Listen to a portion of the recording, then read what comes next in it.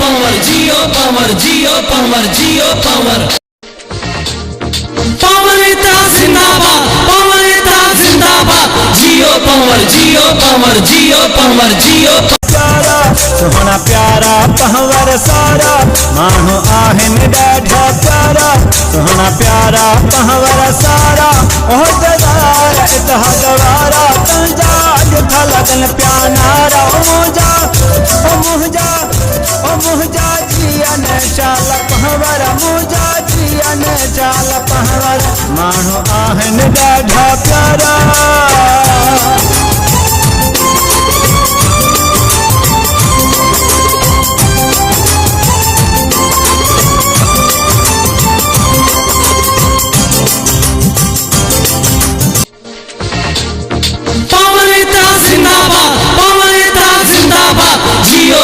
जियो power जियो power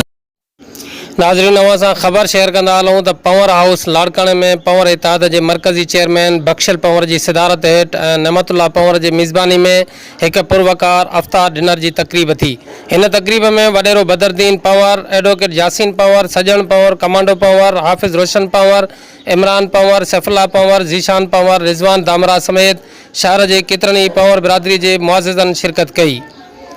अफ्तार dinner के खिताब कंदे अगवाणनि चयो त पवर बिरादरी के लाड़काणे ऐं कंबर शहदाद कोट ज़िलनि में मुनज़्ज़म ऐं मुतारिक करे हिक प्लेटफॉर्म ते गॾु कंदासीं। उन सां गॾु बिरादरी जे हर दुख सुख में गॾु हूंदासीं। जॾहिं त बिरादरी जे माण्हुनि में तालीम जे वाधारे तोड़े रोज़गार सिहत जी सहूलियतुनि लाइ कोशिशि कंदासीं। बिरादरी जे चीफ सरदार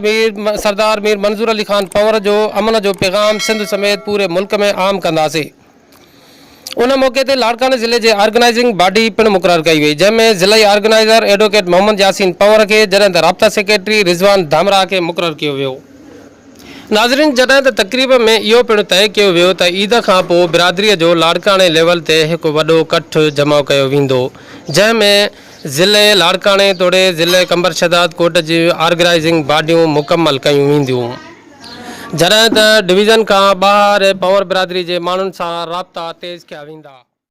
नाज़रीन जंहिं बि अञा ताईं असांजो ही न्यूज़ चैनल सब्सक्राइब न कयो आहे उन्हनि खे गुज़ारिश आहे त असांजी हौसला अफ़ज़ाई जे लाइ प्लीज़ असांजे हिन न्यूज़ चैनल खे सब्सक्राइब करियो, लाइक शेयर ऐं कमेंट्स बि ज़रूरु करियो।